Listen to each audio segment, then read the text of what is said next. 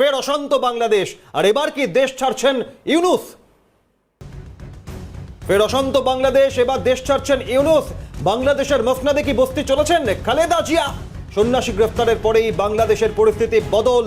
Biden ঘনিষ্ঠের সঙ্গে ইউনূসের গোপন বৈঠকের পর বেজায় চটেছেন ডোনাল্ড ট্রাম্প।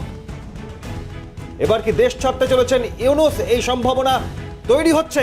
মার্কিন দূতাবাসের খালেদা জিয়ার সঙ্গে বৈঠক, দ্রুত আমেরিকা যাচ্ছেন বিএনপি নেত্রী, এমনটাও সূত্র মারফত খবর পাওয়া যাচ্ছে। সব মিলিয়ে শেখ হাসিনার পর কি এবার বাংলাদেশের অন্তর্বর্তী সরকারের প্রধান মোহাম্মদ ইউনূস দেশ ছাড়তে চলেছেন? ব্রিটিশ পার্লামেন্টে ইউনূস সরকারের বিরুদ্ধে বিল পেশ। আন্তর্জাতিক চাপে ক্রমশ জটিল হচ্ছে ইউনূসের পথ। পরিস্থিতি আঁচ করে দ্রুত পিছু হচ্ছেন ইউনূস। ফের অশান্ত বাংলাদেশ, এবার কি দেশ ছাড়তে চলেছেন অন্তর্বর্তী সরকারের প্রধান ইউনূস? আর এবার আপনাদের যে ছবি দেখাচ্ছি, বাংলাদেশের একদিকে সমুদ্র তটে পাকিস্তানের নৌবহর, আর অন্যদিকে ভারতের করাচি চট্টগ্রাম বাণিজ্যিক পথে ভারতের সফল ক্ষেপণাস্ত্র পরীক্ষা, মিসাইল টেস্ট করছে ভারত। তাহলে কি শক্তি প্রদর্শন ভারতের? একদিকে বাংলাদেশের সমুদ্র তটে পাক নৌবহর, পাল্টা করাচি চট্টগ্রাম বাণিজ্যিক পথে ভারতের সফল ক্ষেপণাস্ত্রের পরীক্ষা। সব মিলিয়ে এই পরিস্থিতি বাংলাদেশে আবারও এক জটিল প্রতিকূল অবস্থা। কথা বলবো সরাসরি এই মুহূর্ত থেকে নিউজ রুম থেকে রয়েছেন চিফ রিপোর্টার সত্যজিৎ মুখোপাধ্যায়। সত্যজিৎ, 5ই অগস্ট শেখ হাসিনা দেশ ছেড়েছিলেন। বাংলাদেশে আওয়ামী লীগের 16 বছরের সরকারের পতন এবং এই বৈষম্য বিরোধী তৎকালীন আন্দোলনকে কেন্দ্র করে যে পরিস্থিতি তৈরি হয়েছিল, তারপর অন্তর্বর্তী সরকার নানান প্রতিশ্রুতি দিয়ে আসলো ঠিকই, কিন্তু সময়ের সঙ্গে সঙ্গে ক্রমশ বিপর্যস্ত বাংলাদেশ এক বদ্ধভূমে পরিণত হয়েছে। সত্যজিৎ, এবার ইউনূস এবং খালেদা জিয়া সম্পর্কে যা যা সূত্র মারফত খবর এসেছে আরো বিস্তারিত জানবো। একদম যে তথ্য তুমি জানাচ্ছিলে, প্রথমে বলি ভারত কথা রেখেছে, ভারত কথা রাখে এবং নির্দিষ্টভাবে তোমাকে অভিক মনে করিয়ে দেবো যে করাচি থেকে যে পথে ওই যে জাহাজটি অস্ত্র বহন করেছিল বলে যে তথ্য এসেছিল, চট্টগ্রামে পৌঁছেছিল, সেই পথে আজকে ভারতীয় যে নৌবাহিনী আরিঘাট, আমাদের যে নিউক্লিয়ার সাবমেরিন আছে, সেখান থেকে আমরা নির্দিষ্টভাবে নিউক্লিয়ার ওয়ারেড বহনে সক্ষম, পরমাণু অস্ত্র বহনে সক্ষম, আমরা ঠিক ওই পথেই সফলভাবে আমাদের যে নতুন K4 এই যে ইন্টার ব্যালিস্টিক যে নির্দিষ্টভাবে ক্ষেপণাস্ত্র ICBM, তা আমরা সফল উৎক্ষেপণ করেছি। যে পথে পাকিস্তান জাহাজ পাঠিয়েছিল বাংলাদেশে, সেই পথে আমরা আজকে সফল উৎক্ষেপণ করেছি। অর্থাৎ তার অফিসিয়াল রেঞ্জ 3.5, আনঅফিসিয়াল 5 থেকে 8,000 পর্যন্ত হতে পারে। দুটো দেশ, পাকিস্তান বুঝে যাক বা বোঝার তাদের দিন চলে এসছে যে ভারতের নাগালে তারা ক্ষেপণাস্ত্র একদম সমুদ্র পথে, এবং বাংলাদেশের যে এই যে লাফালাফি দাপাদাপি, তার ক্ষেত্রেও ভারত একটা উত্তর হয়তো আজকে দিতে চেয়েছে। এবার যে পরিস্থিতি আমরা যে বিস্তারিত যে তথ্যে যাব, যে ছবি উঠে আসছে যে মোহাম্মদ ইউনূসের কি সময় দ্রুত ফুরিয়ে আসছে এবং মোটামুটি 20 ডিসেম্বর ডোনাল্ড ট্রাম্প শপথ গ্রহণের পরে কি তার মোটামুটি ফুল স্টপ হয়ে যাবে? তিনি কি দেশ ছেড়ে পালিয়ে যাবেন বা পালাতে বাধ্য হবেন? এই প্রশ্নগুলো উঠে আসছে বিভিন্ন আন্তর্জাতিক মহল এবং বিভিন্ন পর্যবেক্ষকদের মাধ্যম থেকে। তার কারণ নির্দিষ্টভাবে আমি বলে রাখবো যে দুদিন আগেই, এতদিন পর্যন্ত মোহাম্মদ ইউনূস যে ডিপ স্টেট, যে জর্জ সরোস যার প্রধান, তাদের হাত থেকে তামাক খেয়েছেন, ফলে বন্ধুপ্রীতি রাখতেই হয়। তিনি তার ছেলে অ্যালেক্স সরোস, যে বাইডেন ঘনিষ্ঠ, তার সঙ্গে একটা গোপন বৈঠক করে ফেলেন। এই তথ্য যে মুহূর্তে আমেরিকায় পৌঁছয়, একেবারে তথ্য বলছে, সূত্র বলছে যে ডোনাল্ড ট্রাম্প বেজায় চটে যান এবং তারপরে দ্রুত পট পরিবর্তন হতে শুরু করে। বাংলাদেশের ক্ষেত্রে দ্রুত পট পরিবর্তন হয়, অর্থাৎ যে মুহূর্তে বাইডেন সহযোগীর সঙ্গে বৈঠকে বসেন মোহাম্মদ ইউনূস, সেই মুহূর্তে আর এক চুলো মার্কিন প্রশাসন বা ট্রাম্প তাকে সুযোগ দিতে রাজি নন। তোমাকে নির্দিষ্টভাবে বুধবার বিকেলের পর, দুপুরের পর থেকেই ছবিটা পরিবর্তিত হতে থাকে। দ্রুত যে নির্দিষ্টভাবে ঢাকায় যে আমেরিকার যে হাইকমিশন রয়েছে, সেখানে পৌঁছে যান খালেদা জিয়া। তার সঙ্গে প্রায় 2.5 ঘন্টা বৈঠক হয়, স্থির হয় তিনি ইউকে হয়ে তিনি ইউএসএ যাবেন, অর্থাৎ আমেরিকায় যাবেন। এবং সেখানে যে তথ্য আসছে যে ট্রাম্প ক্ষমতায় বসার পরই তিনি চাইছেন যে আপাতভাবে খালেদা জিয়া বিএনপি ক্ষমতায় ফিরুক, এরকম একটা সম্ভাবনা তৈরি হয়েছে।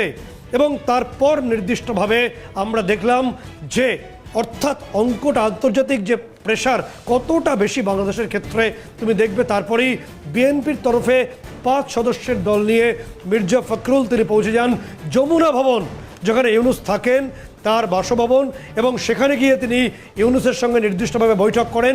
বৈঠকের পর একেবারে সরাসরি ইউনূস যা চাইছেন, ইউনূস কি চাইছিলেন যে মৌলবাদীদের নিয়ে তিনি ভোট করাবেন না, তিনি জামাত হেফাজতে ইসলামদের নিয়ে এই বাংলাদেশ চালাবেন।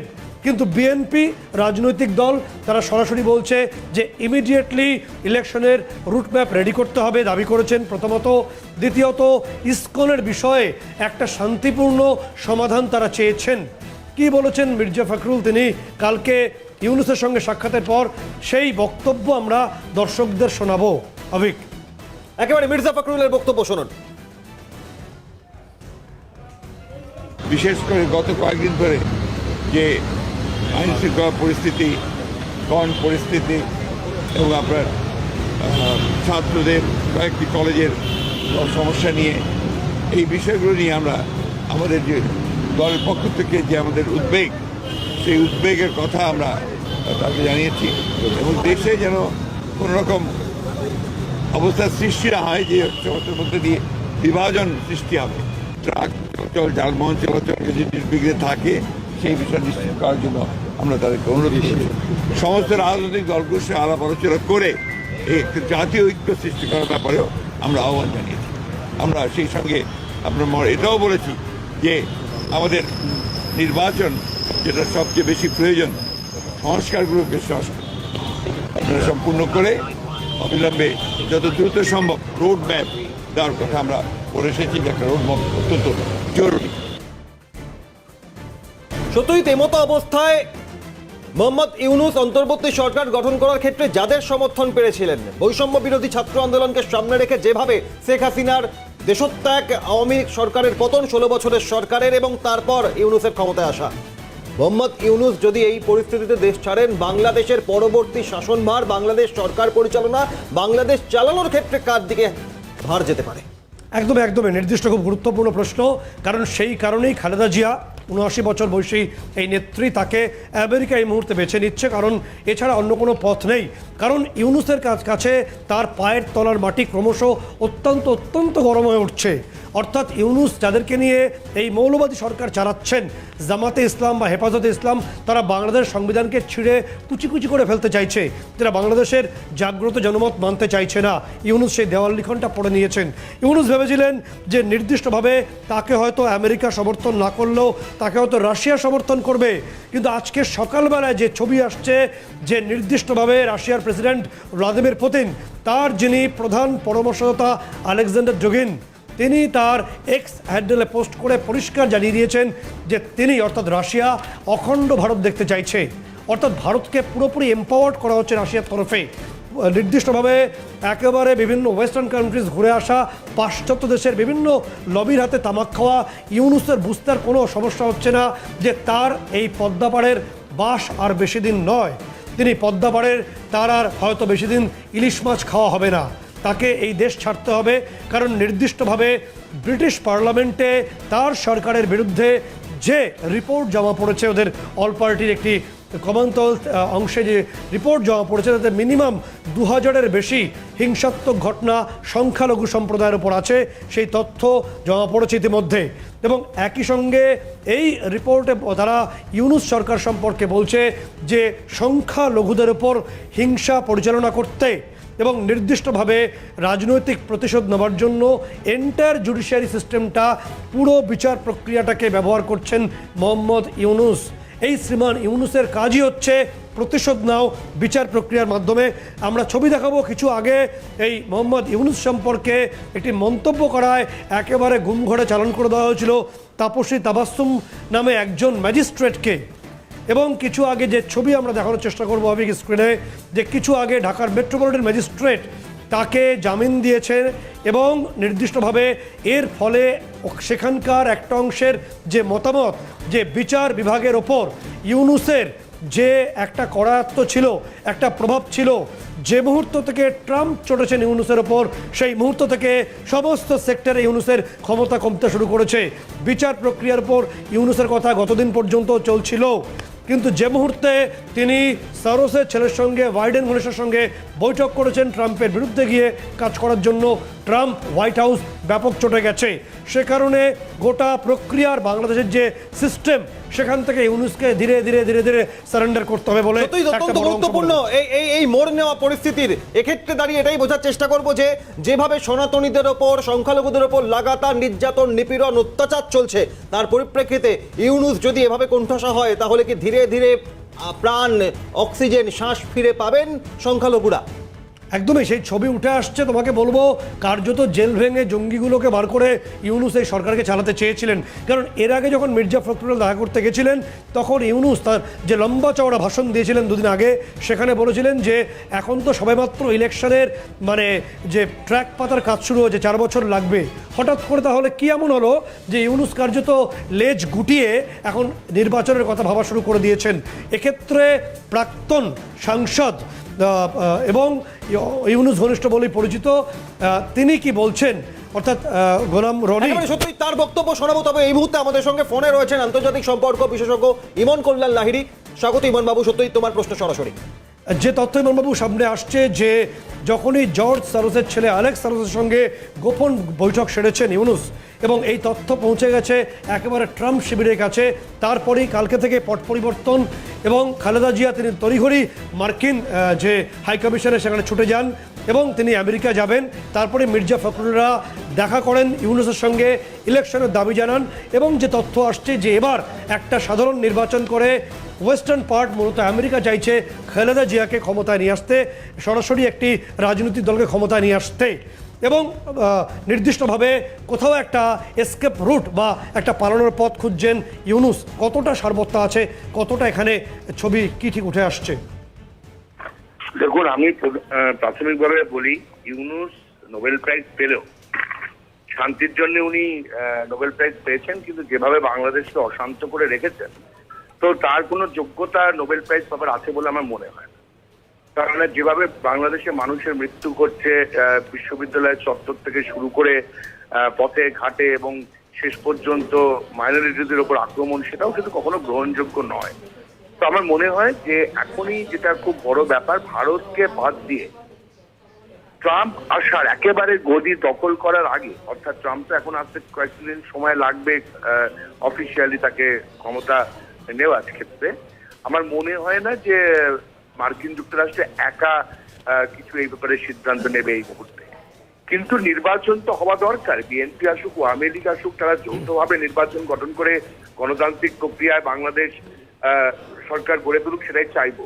ইউনিসের কোনো আইনি যোগ্যতা, ইউনিসের কোনো আইনি জায়গায় নেই এইভাবে সরকার পরিচালনা করার। বাংলাদেশের সরকার অনুযায়ী এখনো পর্যন্ত বাংলাদেশের এক্সিস্টিং প্রধানমন্ত্রী হচ্ছে যিনি প্রাক্তন প্রধানমন্ত্রী ছিলেন, শেখ হাসিনা। তার কারণ, যদি তিনি পদত্যাগ করেন, পদত্যাগ করেন এবং তিনি যদি সরে যায় তার জায়গা থেকে, তাহলে কিন্তু যতক্ষণ না পরবর্তী নির্বাচন হবে ততক্ষণ তিনি কিন্তু বর্তমান প্রধানমন্ত্রী বাংলাদেশের।